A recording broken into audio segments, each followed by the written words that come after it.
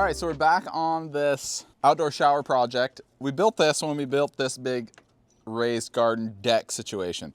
You've probably seen that video. If you haven't, check it out. But that was last spring, and I never got around to finishing the outdoor shower portion of this build. Obviously, I've built the structure, but we haven't gotten around to hooking up water or actually even installing a shower head and faucet and things like that. One thing we realized recently when I attempted to figure out what I was gonna do here is this is just a little bit too low for me.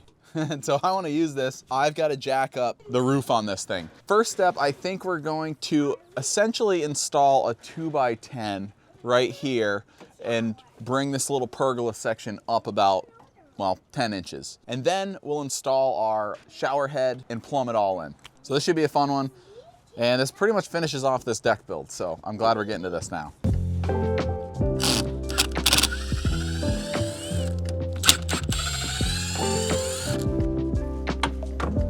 Let's see, should I label these and just, yeah, because I think I'm gonna take these off, flip them sideways, and then put that plate in between so it kind of does like this.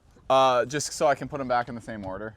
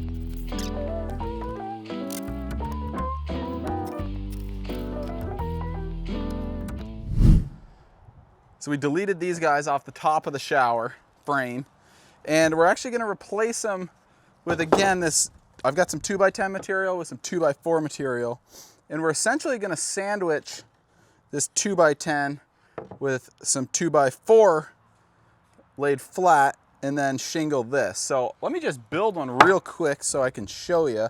I've got these for length. I'm not even gonna break out the tape measure. I'm just gonna mark where these guys are gonna live on here.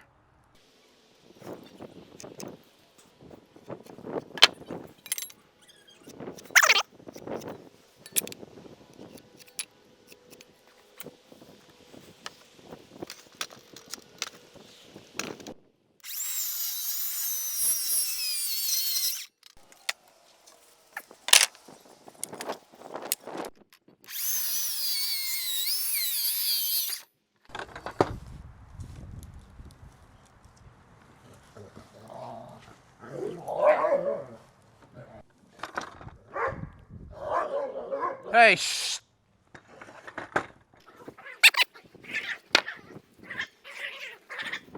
I soaked it pretty good, like a couple gallons. I ended up using that big tub with that little bucket. You could probably just do that black bucket over there and just carry it over though. I think what I did was a little excessive.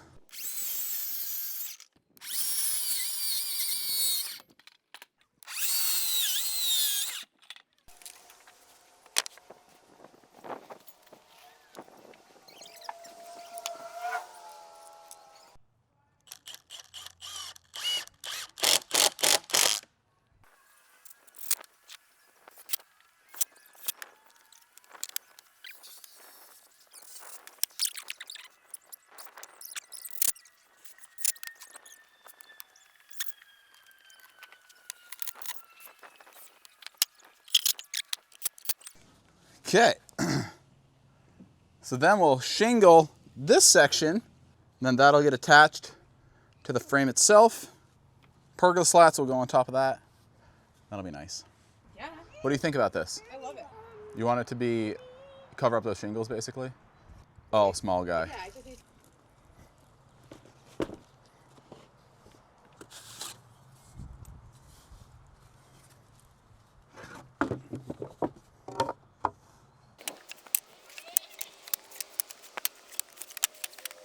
All right, so these are what cedar shingles look like. This is what I'm going to be cladding this with. They come in like a gazillion different sizes. And if you've ever, well, if you've not sided something with these, first of all, they smell delicious, but it's actually, I find it really fun. So, like if you were doing a big wall, you would stagger them with like a little bit of a space between, alternating like the different sizes, and then you'd figure out what your reveal is. I usually do like, well, for this small project, I'm probably gonna do like 4 or 5 inches. For big projects, you could do like a 6-inch reveal, and then you just keep going along and nailing them in, and it's actually really fun. The other cool thing is these things can be cut using a knife, which to me is super handy. So that's what I'll do here is I'm literally just gonna cut the, I went a little too heavy on that one. These ones I'm just gonna cut to that size, and then I'll decide what the middle is and I'll run another row. So I'm just gonna use some crown staples for this. And, oh, the other thing you could use to cut these is just like some of these utility shears. That's what I like to do. We'll line this section up and we'll cover up the other section with a layer. And there's a small trick I'm gonna show you for the second layer, so bear with me.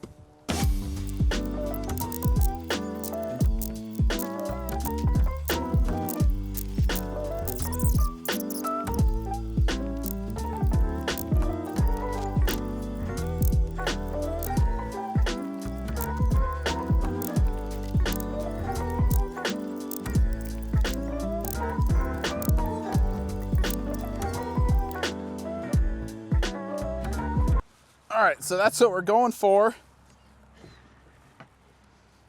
What do you think? So I'm gonna knock out the other one of these, and then we'll do a quick install, and then we'll brace it up. I put the other one up, but I never turned my microphone on. So you'll see that in a second. But these guys are gonna live up here, right? Because we deleted the 2x4, and we're raising the roof a touch with these. And I think they just look slick. Oh.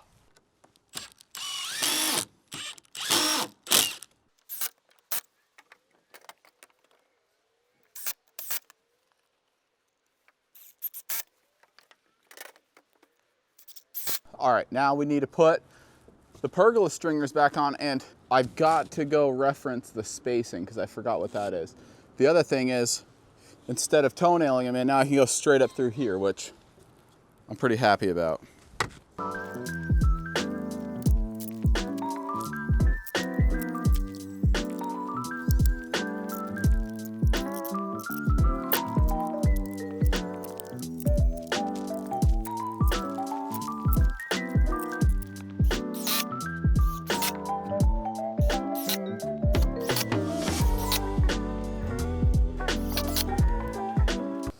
All right, so I did have these 45s that I installed on the last set, but obviously now we've got 10 more inches, so I extended them a touch,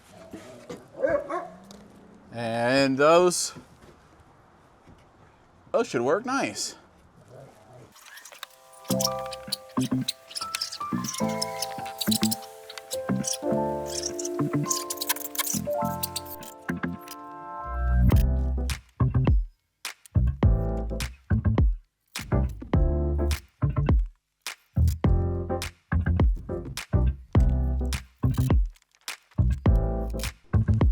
Solid. Now, let's make this thing into a shower. All right, so before we get too crazy, I do wanna pop together the shower itself because we're gonna need some kind of cross member to bolt this to and keep it upright because as you can see or saw, we don't have anything in the front here.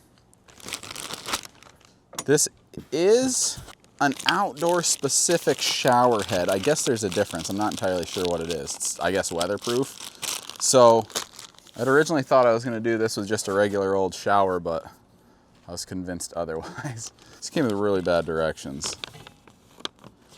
Okay. Also, I figured out why this is being goofy the other day when I tried it, because, oh, you know what? We should put the shower head on, huh?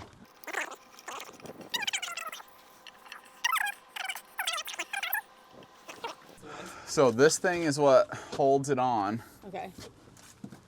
So we basically need to figure out the height of it. So can I get away with a 2x4? So the board's gonna be like somewhere in here probably. 4 inches there. Okay, now hold that right there. All right, so I think what I'm gonna do is run a length of 2x4 here, 53 3/4. Let me go see what I got for wood. So I think I got something that'll work here. I doubled up some 2x4s, and I had some extra 3/4 inch pressure treated shims I had from before. So I think we can just lay this bad boy right up in here. And we want it I wish I had a 4x4, but I don't. Although that would still be 3.5 by 3.5. And so I want this guy to land right on that 4-inch mark. Oh wow, that one's perfect. Okay.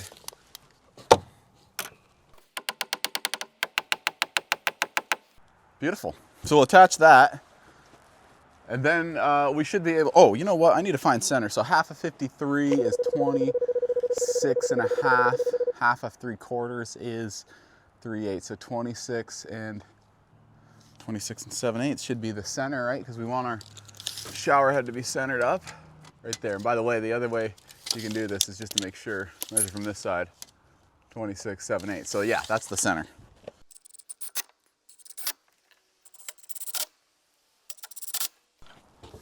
So come back in here with this guy now. That's where he's gonna live. So basically right at the bottom of that is gonna be perfect. This little mounting cap, I guess, goes there.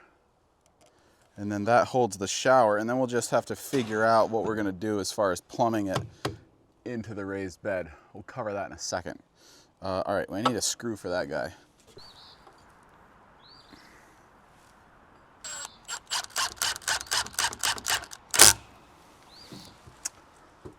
Boom. Now this guy is gonna live here, and it has a little set screw. And so the other tricky piece here is we've got to figure out, I think what I'm gonna have to do is make like a little box. This is a raised garden bed, but that's where our plumbing needs to go. So I think what I'm gonna have to do is create like a little box that's gonna live in this dirt, which is fine, it's all pressure treated. That's gonna house our hookup fittings. But I think this looks pretty darn good. And this thing is literally just gonna get hooked up with 2 garden hoses coming from our hot and cold water, which I ran through the side of the house. So I feel like this section warrants a little more explanation. Now, obviously most houses have hot and cold water. We just don't have hot and cold water on the outside of the house where we need to hook up to the outdoor shower. So my thought was I could run hot and cold water to 2 spigots. I had to move the cold one anyway because, well, I put a big old deck in the way of the old one. And so I figured I might as well run hot water. And then what I can do is attach the shower head to 2 garden hoses, which I can then remove in the wintertime when it gets cold here in Vermont. And then I don't have to worry about it all freezing. This was actually a pretty easy process. I just used some shark bite fittings that I got at Lowe's, and I'm no plumber, so this just seemed like the easiest and most practical option for me.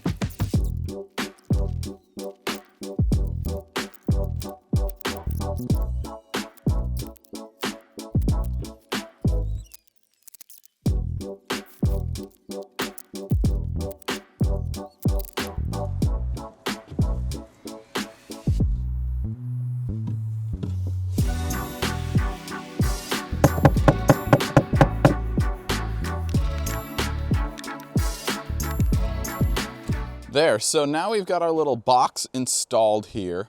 It's gonna take a little bit of tweaking. I think that'll be fine because we'll just put a cover on it with maybe like a potted plant. And then this guy, our plumbing has to go up through the bottom of this and then through the side and plug into our fittings for our shower. And the water is gonna come from over here. So hot and cold. And oh, I've got a couple, you can kind of see them over there. I got a couple of garden hoses right there.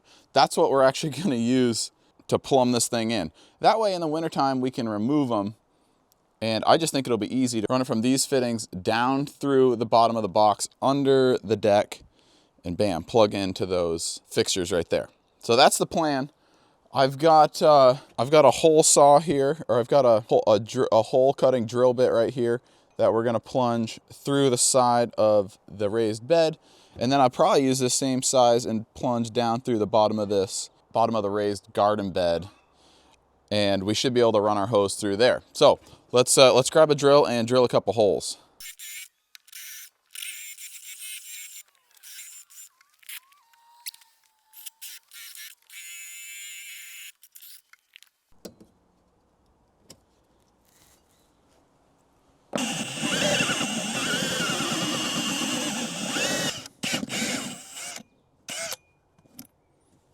There.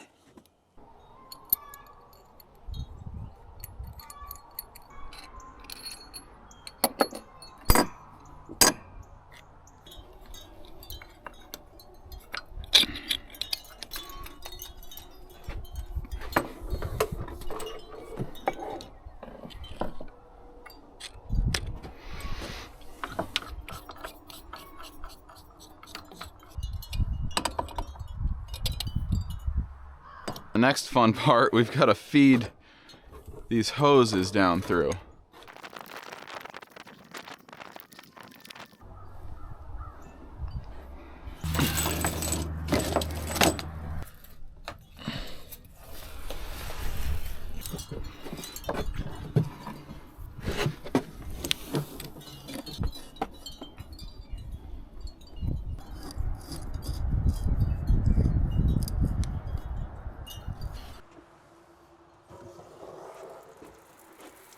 Oh, there we are. Amazing.